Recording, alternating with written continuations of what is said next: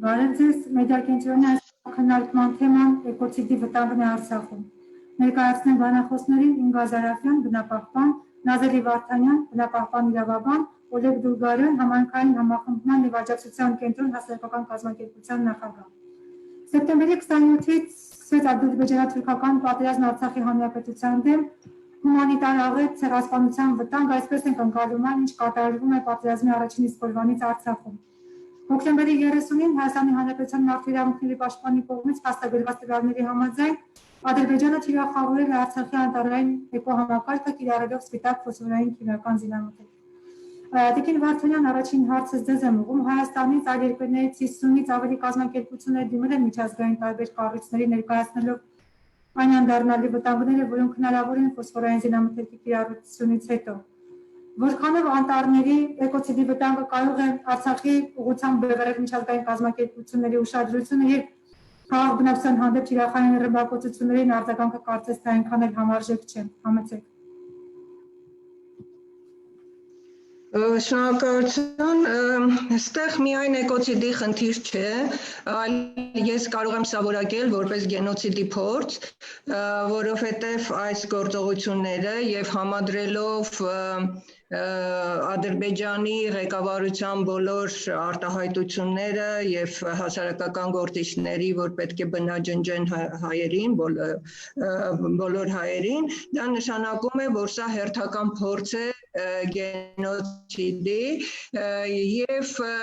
պետք է վկայակոչեմ Ստոկհոլմյան հռչակագիրը մարդու շրջակա միջավայրի մասին 72 թվականին ստորագրած, որտեղ նշվում է, որ բոլոր երկրները եկել են համաձայնության, որ մարդիկ ունեն ազատության, հավասարության եւ որակյալ շրջակա միջավայրում բարենպաստ կյանքի հիմնարար իրավունք, իսկ այս գործողությունները հենց խախտում են այդ Արցախի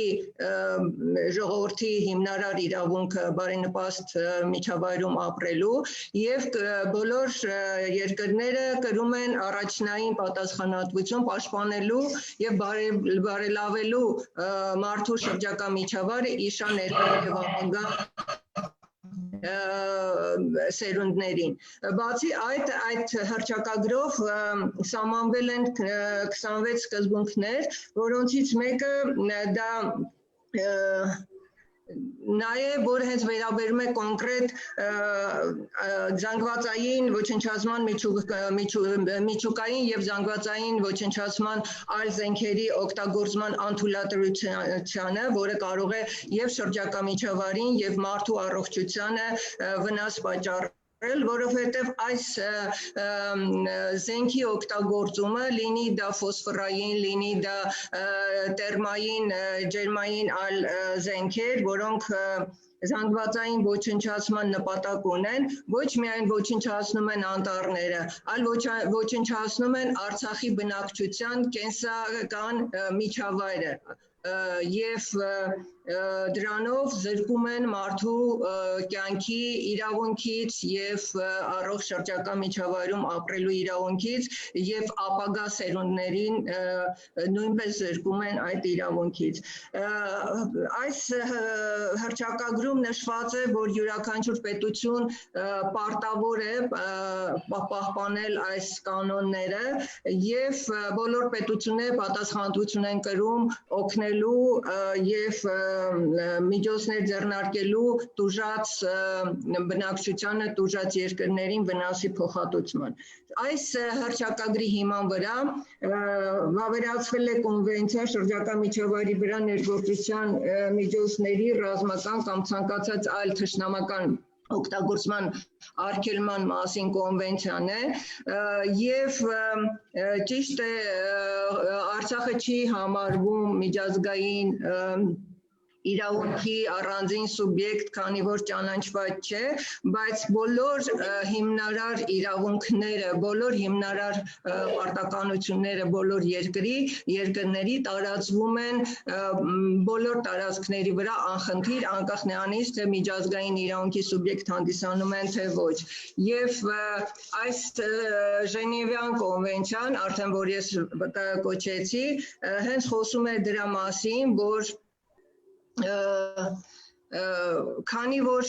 տեխնոլոգիական նոր զարգացումները կարող են բերել այնպիսի անդառնալի ազդեցության շրջակա միջավայրի վրա, ապա պետությունները համաձայնվում են նրա շուրջ, որ արգելվի նման զենքի օգտագործումը, որը ներգործություն կունենա թշնամական նպատակով շրջակա միջավայրի վրա։ Եվ այս սկզբունքներից ելնելով պետք է միջազգային հանրությունը իր խոսքը ասի, դատապարտի եւ ինչու՞ չէ եւ վնասի հատուցումներ նախատեսի վնասված բնակավայրերը վերականգնելու եւ մարդկանց առողջությանը վնաս պատճառելու համար։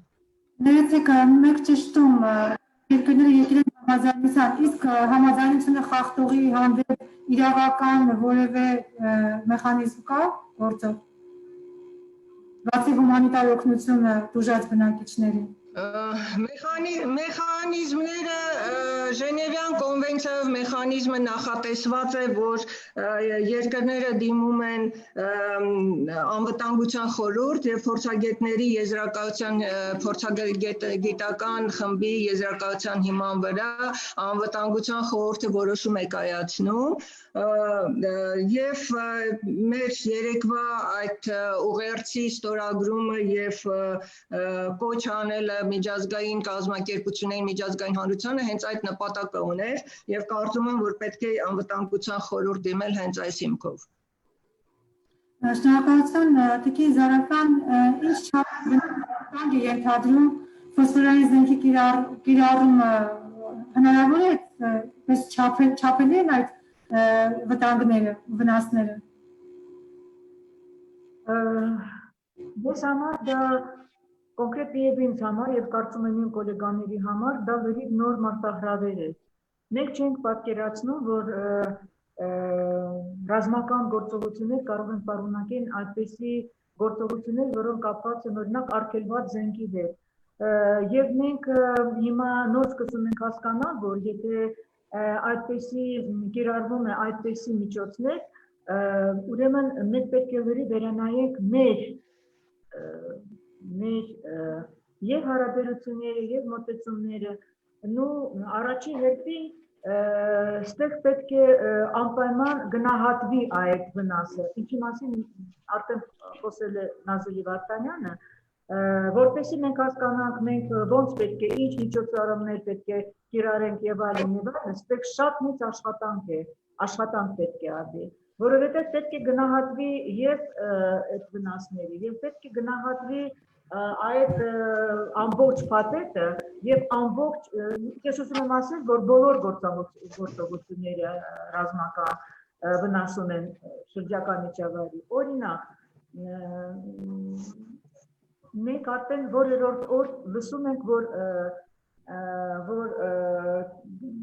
կիրառվում են որ ռազմական գործողությունները նաեւ կիրառվում են Դավիթ Բեկ համայնքում։ Իսկ դուք գիտեք երևի, որ Դավիթ Բեկում ամենամեծ ջրամբար կա, որով սնվում է ամբողջ այդ մեծ ռայոնը, եւ Կապանը, եւ Կապան ինքը բավականին բարձր է։ Պատահական է դա թե ոչ։ Չեմ կարծում, որ դա պատահական է։ Ադրբեջանը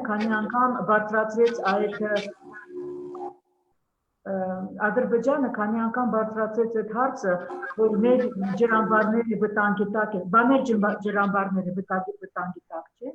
արդեն քանի անգամ հարձակվեցին Արցվանիկ գյուղի վրա, բայց Արցվանիկ գյուղի տարածքի վրա ամենամեծ Հայաստանի պոչ ամբարն է, իր ամբողջ թունավոր պոչերով, թունավոր թափոններով, բա որ հանկարծ այս պոչամբարը վնասվի, Բաթեհուտի պոչամբարը, որը ընդհանրապես մեր սահմանի մոտ է եւ էլի բարձր եւ էլի շատ մեծ պոչամբար։ Ուզում եմ ասել, մենք ունենք այդպեսի, չեմ ասում փոքր, մենք քանի ջրամբար ունենք, 40-ից ավելի ջրամբար ունենք եւ նաեւ ունենք փոքր պլատինայով այսպես կուտակված ջուր համայնքների մոտ, օրինակ փոքր հեկերի հետ կապված։ Բա որ դա կվնասվի։ Այսինքն Ադրբեջանը անընդհատ խոսում է իր դեռ չվնասված բայց հնարավոր ռիսկերի մասին, վտանգների մասին։ Իսկ մենք վտանգների մասին մտածում ենք, թե ոչ։ Մենք պետք է առաջի հերթին դրա մասին մտածենք։ Ես չեմ կարծում, որ ռազմական գործողությունները ինչ որ մի բան թողնում են անվնաս։ Վնասվում է ամեն ինչ, ջուրը վնասվում է։ Անտառ արդեն տեսել եք ոնց է վնասվում։ Վերջի հաղորդագրության համաձայն վնասվել է 1815, դե այդ թիվը 15 թե 16 կարևոր չի, որտեղ դա ավելանում է։ Այսքան տարածք անտառ։ Այդ ո՞նց մենք պետք է կանգնենք։ Այդ ով պետք է մեզ աջակցի։ Աջակցում են, քանի տարի աջակցում են մեր մոտ եւ անտառների պահպանման գործում եւ այլն, բայց անտառները դա ոչ թե Արցախի անտառներն են միայն, դա ոչ թե ինչ որ մեկի, դա ընդհանուր օրինակ կլիմայի փոփոխության դեմ ամենամեծ ոչ թե գործոն, այլ ամենամեծ պաշտպանիչ է անտառը։ Բայց անտառի ոչնչացման համար ով պետք է պատասխանատվություն կրի եւ ով պետք է հետո վերականգնի այդ ամբողջը։ Այդ չեմ ասում ջուրը, այդ չեմ ասում հողը, հողի ռեսուրսը, մենք պետք է խոսանք հողի ռեսուրսի մասին, բայց կան հողի մեջ այդ զինամթերք հավաքված եւ թունավոր զինամթերք, որ հավաքվում է, այդ հողի հետ ինչ պետք է արվի։ Ահա որ մեծ իմիջիայլոց երբ որ եղել են այդպիսի գործողություններ նախկին հարասլավերի տարածքում, ՄԱԿ-ի մակարդակով ընդունվեց մի մեծ փաթեթ միջոցառումների, քանի միլիարդ դոլար արժողությամբ։ Իսկ ով պետք է տանես այդ քանի միլիարդ դոլար։ Ոչ թե մեզ, ընդհանրապես աշխարհին։ Մենք պետք է շուտապույտ վերանայենք բոլոր մեր հարաբերությունները միջազգային կառույցների, միջազգային հանրության միջոցով են կարծիքով, որպեսզի բոլորը հասկանան, որ մենք պետք է պահպանենք դա աշխարհի պատկանող համակարգերը, աշխարհի պատկանող ջուրը, հողը, անտառը։ Շնորհակալություն, պարոն Գյուղարյան, Տիկին Զարեխյանը ներկայացրեց այն վտանգները, որոնք ըստ էության ակնհայտ են եւ հույս հայտնեց, որ պետք է դիմել միջազգային կազմակերպություններին, ակնկալել օգնություն Հարավսլավիայի օրինակով։ Դուք դիմել եք ձեր հասարակական կազմակերպությունը մեկն այն 50 կառույցներից, որոնք դիմել են միջազգային կազմակերպություններին, ինչ ակնկալիքով եք դիմել։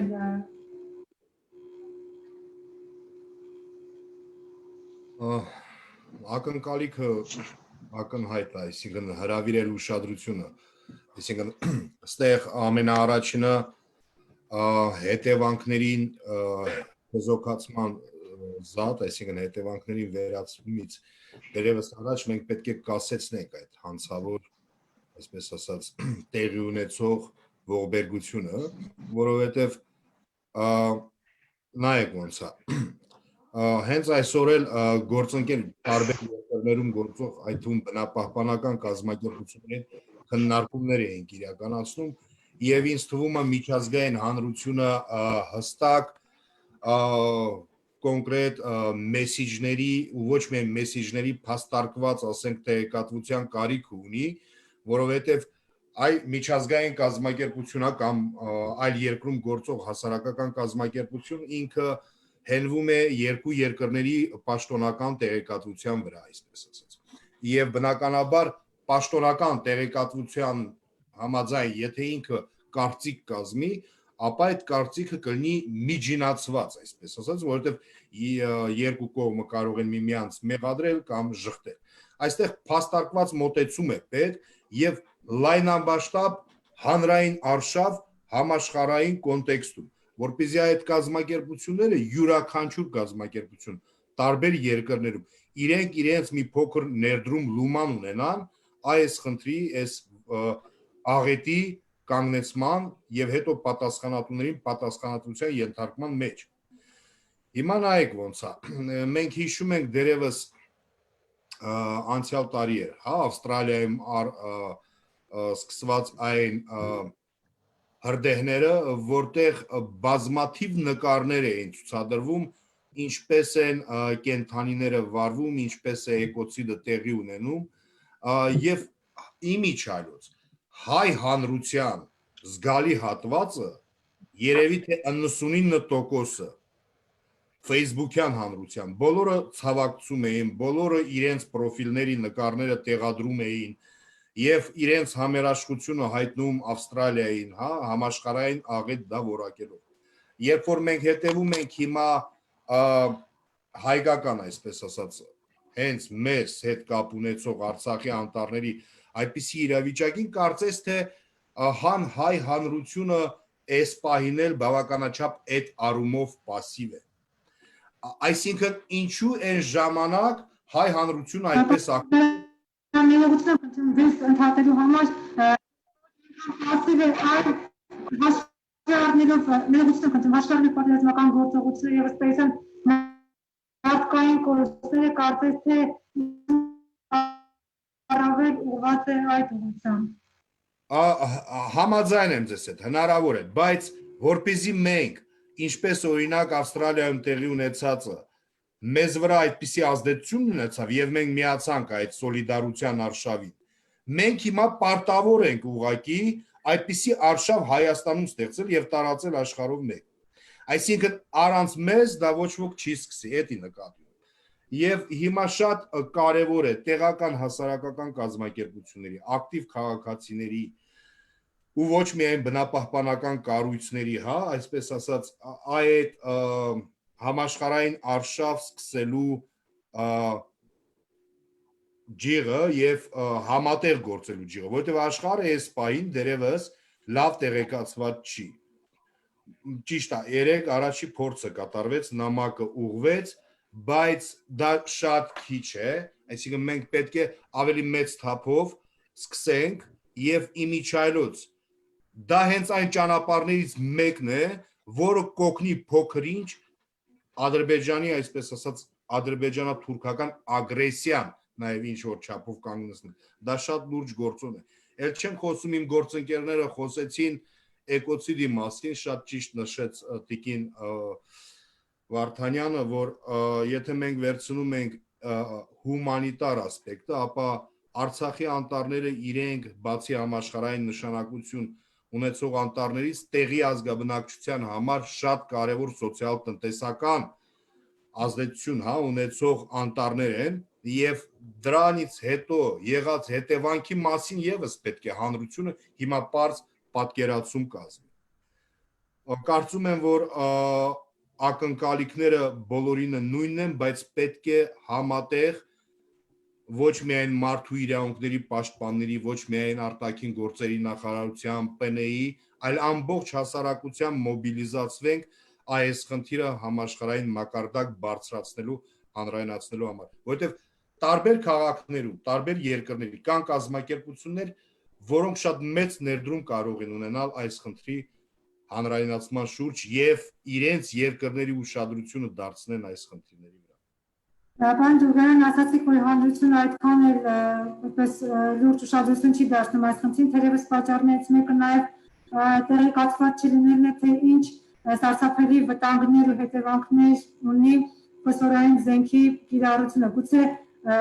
այս հնարավորությունը օգտագործենք եւ դուք բնապահպաններ եք ներկայացնեք հետևանքների ամբողջ։ Միանշանակ, դա պետք է նաև տեղական իմիջիալոց հասարակության մի մասը պետք է ավելի լավ պատկերացումներ ունենա, ոչ թե սովորական, հա, այսինքն շարքային քաղաքացիները, այլ նաև քաղաքացիական հասարակության միավորումները, որովհետև ինչպես նշեց Տիկին Ինգան, դա բոլորիս համար էլ սենց անծանոթ, սենց ասած, երևույթ էր։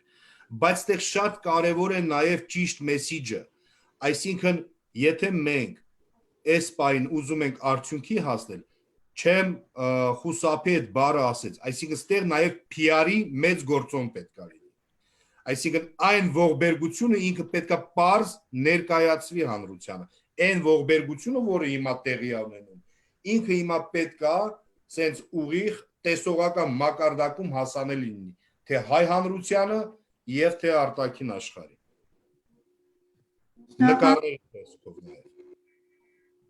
Տիկին Վարդանյան, իրավական ինչ գործիքներ կան վնասնելու, դադարեցնելու, նաև վնասները հաշվարկելու եւ փոխհատուցման գործընթացը սկսելու։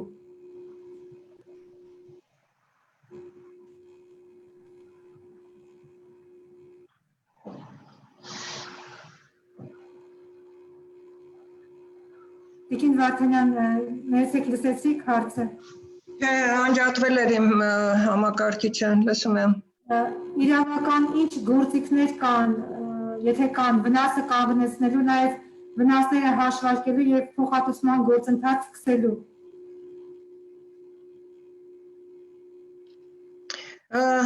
Իրավական գործիքները հետևյալն են, որ միջազգային հանրությունն իր ձայնը պետք է բարձրացնի եւ կոնկրետ պատժամիջոցներ կիրառեն Ադրբեջանի դեմ, քանի որ շրջակա միջավայրի վրա ազդեցությունը, բացասական ազդեցությունը, այն էլ էկոցիդի վտանգը, դա չի նայում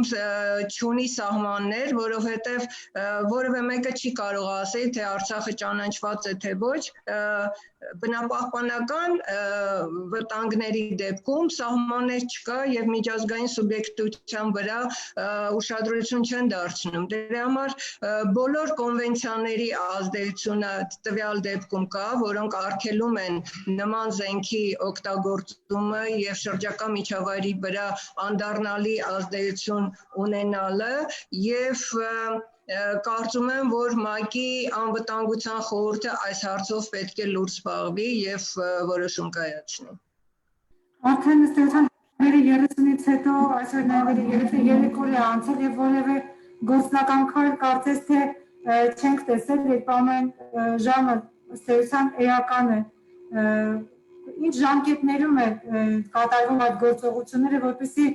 վնասը անդառնալի չափերի չհասնի։ Այդ վնասը այնքան երկարատև ազդեցություն է ունենալու, որ տենց միանգամից չի վերանալու, որ ասենք, որ եթե հիմա չդիմեցինք, վաղը մյուս օրը հետքերը վերանալու են, դա շատ երկարատև ազդեցություն ունեցող զենք են կիրառել եւ նույնիսկ այս հրդեհով չի ավարտվելու, ինքը ինքնա հրդեհվելու բան ունի, ունակություն ունի եւ մինչև 3000 աստիճան ջերմաստիճանի տակ այրվում են եւ նույնիսկ մետաղն է հալվում այդ զենքի ներգործության շնորհիվ նման ժամկետներ չկա, բայց մենք արդեն քայլ արել ենք, արդեն նամակները եւ ուղերձներ ուղարկել ենք բոլոր միջազգային կազմակերպություններին եւ կարծում եմ հաջորդը արդեն կառավարության գործն է, որպեսզի դիմի պաշտոնապես անվտանգության խորհուրդ։ Շնորհակալություն, Տիկին Զարեհյան, ներկայացրեցիք վտանգները, որոնք սպառնում են թե Քոչամբարը, թե Ջրամբարները եւ այլն։ Նաև ասացիք, որ պետք է դիտարկել այդ վտանգները եւ որոշակի քայլեր կիրառել։ Տեղի բնակչությանը գուցե կան խորհուրդներ օգտակար, որոնք նրանց թույլ կտան ճիշտ կողմնորոշվել առաջին իսկ վտանգը զգալու դեպքում։ Գիտեք ինչ, ես ճիշտ ասած պատրաստի ինչ-որ ռեցեպտ չունեմ, հա, որ ասեմ հիմա ինչ կարելի անել։ Ես կարծում եմ, որ տեղի բնակչությունը շատ լավ տեղյակ է իրանց վտանգավոր օբյեկտների, այսինքն ես չեմ պատկերացնում, օրինակ ինչ խորհուրդ մենք պետք է տանք այն համայնքում, որտեղ որի բնակչությունն ապրում է նույն Քոչամբարի կողքը, որովհետև ոչ մի դեպքում նրանք այսպես պաշտպանված չեն կարող գալ, եթե հանգարց այդ Քոչամբարը փլվի եւ իրանց վրա ուղղակի սա պետությունը պետք է ձեռնարկի ինչ-որ միջոցառումներ, որպեսզի բարձրացնի այդ բնակչության անվտանգությունը իմ կարծիքով։ Մենք ուզում ենք դիմել, մենք ուզում ենք տարբեր առաջարկներով դիմել հենց պետությանը, որովհետև մենք չենք կարող այդպիսի անվտանգություն ապահովել։ Մենք կարող ենք ուղղակի զգուշացնել, որ դուք պետք է, չգիտեմ, կոնտակտներ տան եւ այլն եւ այլն, բայց ընդհանրապես դա պետության գործ է։ Ոչ թե միայն տեսնել, թե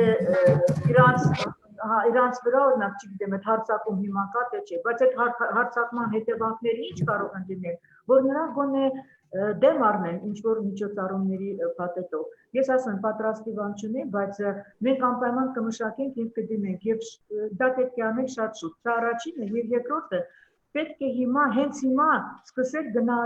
գնահատել այդ վտանգները եւ այդ վնասները։ Մենք պետք է դա սկսենք, որպեսզի ներկայացնենք հանրությանը, միջազգային հանրությանը, որովհետև միջազգային հանրությանը ես կարծում եմ, որ հիմա նրանք են մեր աջակիցն, միջազգային հանրությունը, ոչ թե պետական եւ քաղաքական մակարդակներով։ Մենք պետք է սկսենք մեր գոլեգաների հետ աշխատել այս ասպարեզում։ Եվ պետք է իրանց ներկայացնել մեր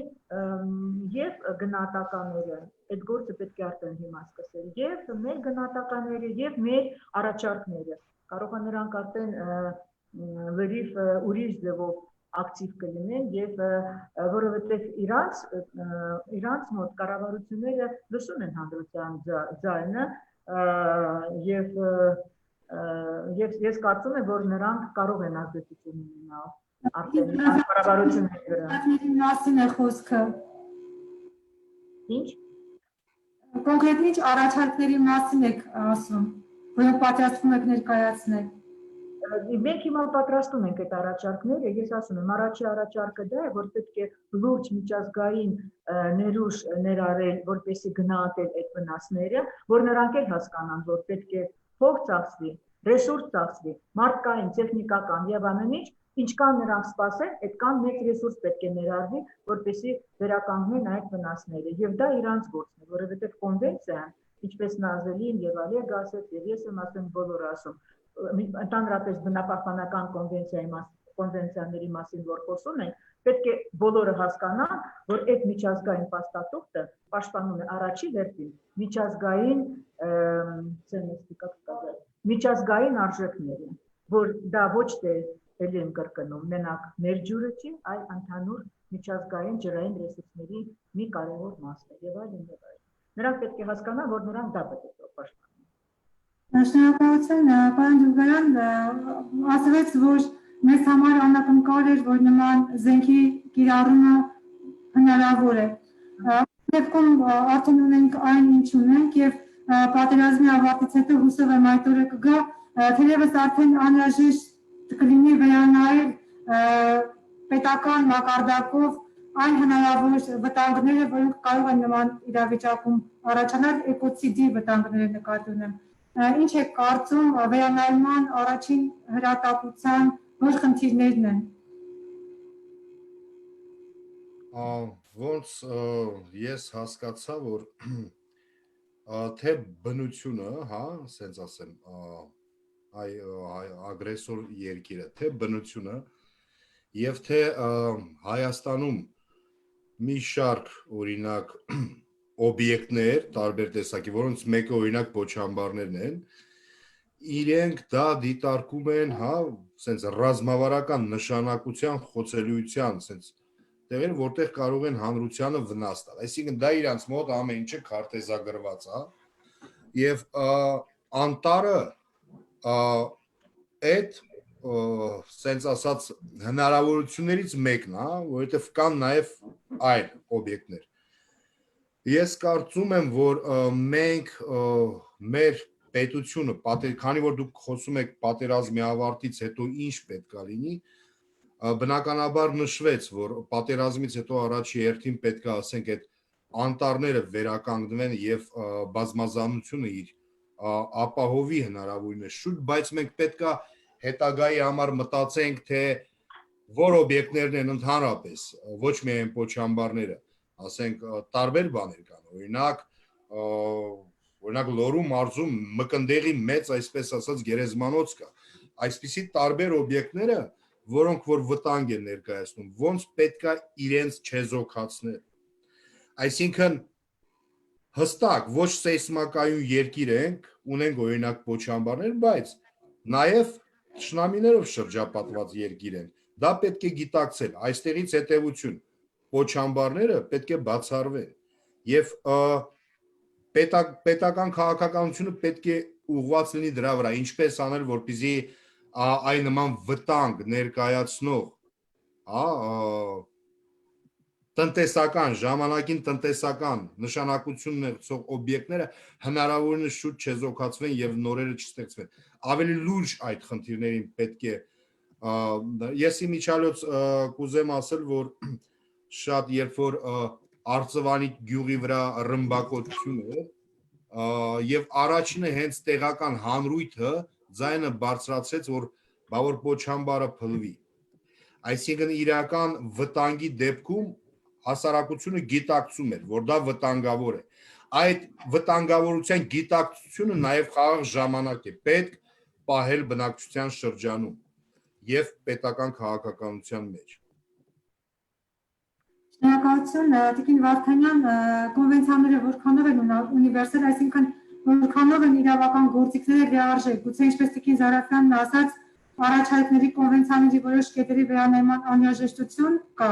թե այս ամբողջ գործիքակազմի իրավական բավարար է խնդիրը հենց իրավական հարթությունում լուծելու համար։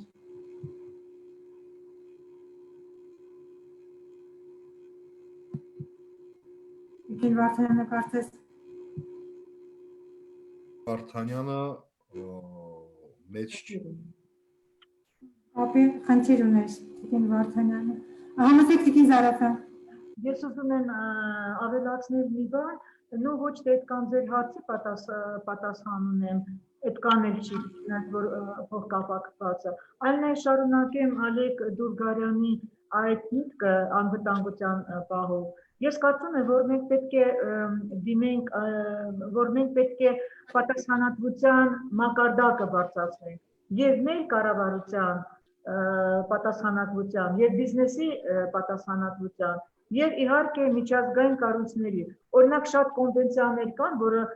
մենք գիտենք, որ հաղթում են կոնվենցիայի դրույթները, հայ պահպանման փաստորեն միջազգային համաձայնագրի դրույթները հաղթում են ու ոչ մի ուրիշ պատժամիջոց չկա։ Երևի պետք է մենք հասկանանք, որ եթե մենք այդպիսի վտանգներ ունենք, ապա պետք է մեր պետությունը եւ մեր հասարակության իհարկե անպայման ներգրավվածության հասարակության հետ միասին պետք է անենք այդպես, որ այդ սեկրետարիատներ, ես նրանք նստած են, չգիտեմ, շատ լավ հասկանալով կոնվենցիայի դրույթները, բայց չհասկանալով, եթե պատասխանատվություն, փաստորեն չեն հասկանում, եթե պատասխանատվություն չկա, դու ոնց կարաս կիրառես այդ դրույթը։ Եթե ոչ մի ձևով չի պատասխանատվություն չկա։ Եվ ես կարծում եմ, որ մենք պետք է այդպիսի առաջարկներ անենք, որպեսզի բարձրացնենք այդ փաստաթղթությունը նաև այդ միջազգային փաստաթղթային մակարդակով։ Տարբեր առաջարկություններ անենք, չգիտեմ, նոր արձանագրություններ առաջարկենք եւ այլն։ Եթե այդպիսի բան չի լինի, արդեն մեր վիճակը ցույց է տալիս, որ այդ մենք օրինակ վավերացրել ենք 20-ից ավել, 21-22 միջազգային բնապահպանական կոնվենցիան ու լիքը տարբեր օրենքներ ունենք ու նրանք խախտվում են ու խախտվում, ով ինչ պատասխանատվություն, շարունակում ենք այդ երկխոսությունը սեկրետարիատի հետ, շարունակում ենք տարբեր միջոցառումների մասնակցություն ունենալ եւ այլն, իսկ մեզ համար ինչ, բնության համար ինչ։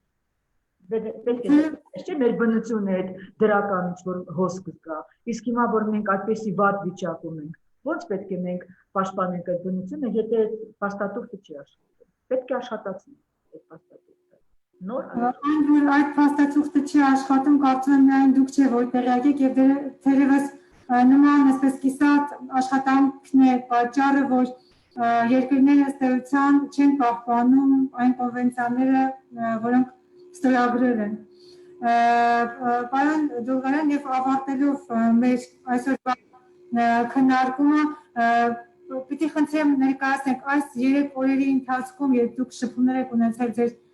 միջազգային գործընկերների հետ, որևէ կոնկրետ ուղերձ ազդակ ստացել եք, որ այսպես ասած գործը տեղի չհասել, այսինքն ձեր ուղերձները տեղ են հասել։ Միանշանակ կա ասենց ուշադրություն, հետաքրքրություն, այսինքն այս պայն իրենք էլ փորձում են հասկանալ եւ այսինքն բացի սոլիդարություն սենց հայտնելուց մենք հիմա նաեւ քննարկում ենք թե ինչ կարելի է անել, այսինքն համատեղ որպեսզի գործնական մեսեջները հասնեն իրենց կառավարությանը։ Այստեղ շատ կարևոր է, ինչպես ասացի, ճիշտ փաստավորված, փաստարկված տեղեկատվությունը հասցնել։ Թե չէ միջազգային կազմակերպությունները լավ էլ պատկերացումներ ունեն, որ այն ասենց ասած քաղաքական սուբյեկտները, որոնք որ չեն առաջնորդվում, հա, օրենքներով, որտեղ ասենք կարող է դիկտատուրա է, իրենք կարող են անել ամեն ինչ։ Այդ պատկերացումները իրենց մոտ կա։ Հիմա այստեղ այդ կարևոր եմ համարում, պետք է նորից շեշտեմ, կարևոր է, որպեսզի ամբողջ հանրույթով հարցը համաշխարհային դարձնենք եւ յուրաքանչյուրը իր գործընկերների հետ աշխատանք տանի։ Այո, այս պահին մի քանի կազմակերպությունների հետ քննարկումներում ես կարող եմ ասել, որ շահագրգռված են ներգրավվել այդ աղետի կանխարգելման գործում։ Ուղղակի զգուշություն ունեն նաև միջազգային կազմակերպությունները, որտեղ իրենց փաստեր են նաև պետք։ Շնորհակալություն, Տիկին Վարդանյան, դուք մի բան կապի մեջ չէիք եւ չլսեցիք հարցը, այդուհանդերձ ամփոփելով արդեն մեր քննարկումը նաև դες այսպիսի հարց, որքանով են ունիվերսալ միջազգային կոնվենցիաները, այսինքն որքանով են դրանք ամբողջական գործիքներ նաև այս իրավիճակին հանգուցալուծում տալու համար, գուցե կան մասնագիտական մոտեցումներ, որ այս կամ այն կետը փոփոխության կարիք ունի, թե արդեն իսկ ինքը ամբողջական է այս խնդիրը լուծելու համար, որպես իրավական փաստաթուղթ։ Ես պատահական չէ, որ հենց սկզբից կոչեցի Ստոկհոլմյան հռչակագիրը, որը համամարտկային է եւ պարտադիր է բոլոր երկրների համար եւ դրա հիման վրա հետո նոր ընդունվել են մյուս կոնվենցիաները, նույն Ժնևյան կոնվենցիան, եւ այս հռչակագիրը սահմանում է այն սկզբունքները, որը պետք է պահպանեն բոլոր երկրները, անկախ նրանից թե նրանք այս կամ այն կոնվենցիայի անդամ են կամ ոչ, բայց եթե նրանք ՄԱԿ-ի անդամ են, ապա բոլորը պետք է դա պահպանեն եւ այդ սկզբունքները արդեն ես թվարկեցի, որ շրջակա միջավայրի վրա անդառնալի վնաս որևէ գործունեություն չպետք է պատճառի, որ չպետք է օգտագործվի զանգվածային ոչնչացման զենքեր, որոնք կարող են վնասել բնությունը, որ բոլոր երկրները պարտավոր են պահպանել շրջակա միջավայրը ներկա եւ ապագա սերունդների համար եւ երկրները նույնպես պատասխանատվություն են կրում ցանկացած խախտման համար եւ վնասի հատուցման մեխանիզմներ են նախատեսված։ Սա հռչակագիր է, համընդհանուր է բոլորի համար եւ կան միջազգային նորմեր, որոնք մարդկանց, այսինքն երկրների համատեղ գործնեության վերաբերյալ են, այսինքն այդ կանոնները, որոնք վերաբերում են մարդու կյանքին, շրջակա միջավայրի պահպանությանը, մարդու կենսական միջավայրին, այն ինչ որ հիմա փորձում է Ադրբեջանը ոչնչացնել, այսինքն Արցախի բնակչությանը զրկում է ընդհանրապես նորմալ շրջակա միջավայրում ապրելու իրավունքից, որովհետև դա կենսական միջավայրն է ոչնչացվում եւ դրա համար պետք է կոնկրետ պատժամիջոցներ կիրառվեն եւ անհապաղ դադարեցվի նման գործելավոճը։